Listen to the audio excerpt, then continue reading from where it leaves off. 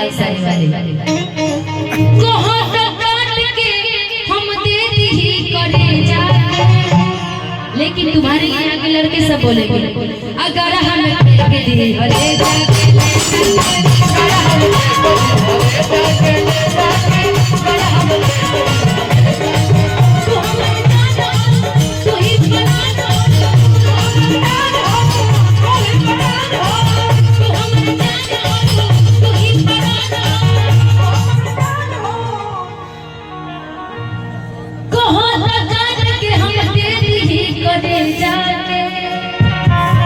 अगर हम हले जा खेले जा।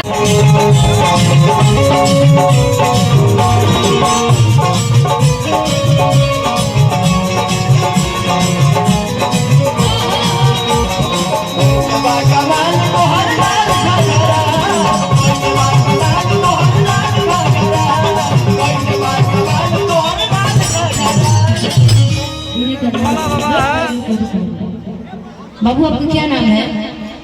पीयूष पुष्पा। क्या बात है, कितना? पीयूष पुष्पा।